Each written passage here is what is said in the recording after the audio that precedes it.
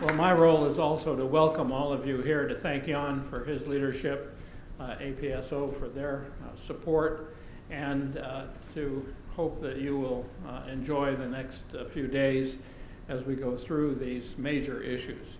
Mr. Hirsch's presentation was important because it talked about the optimism of various sources of information, and the Institute put together a couple of slides that I have copies of and will be available at the back of the room for anyone who's interested in them.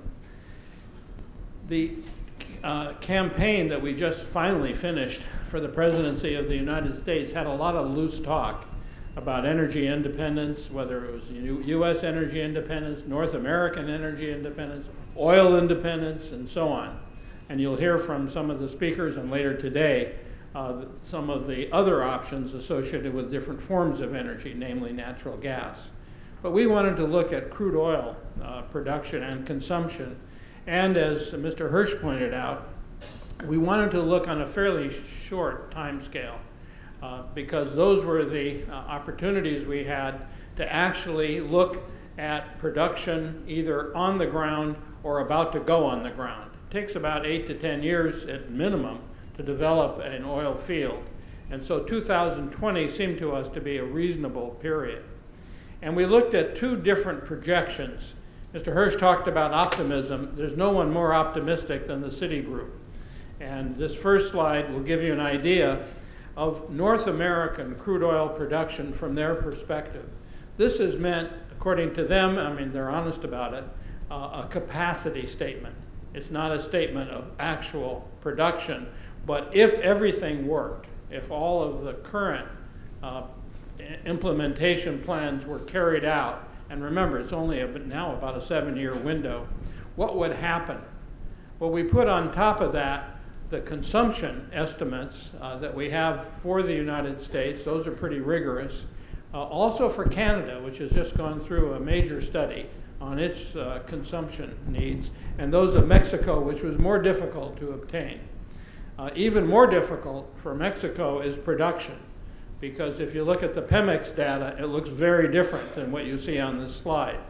We took what we believe to be a rather conservative view, namely that Mexican production of crude oil is diminishing and will continue to diminish by the end of this decade. In fact, if you look at consumption and production, Mexico may well be an oil importer by the end of this decade, again on the basis that Mr. Hirsch was talking about. What you find is that the current gap, and most of that is the United States consumption, is about 11 million barrels a day. Since most of that is the consumption greater than production, that's all U.S. The Citigroup extrapolation reduces that to about 2 million barrels a day by 2020. To give you an idea what that means in terms of the trade deficit, that would reduce our trade deficit by $250 billion a year. That's money that we currently send abroad in order to purchase oil. The EIA projections, which are less optimistic or more optimistic than you might care, are also interesting. They give a much lower estimate of our production in the United States. The Canadian numbers are, again, taken from the Canadian study, and the Mexico I've already referred to. And the gap is not 2, but more like 5 million barrels a day, but that's down from 11. And so with current projections, we will find a reduction in our trade deficit of about $161 billion a year.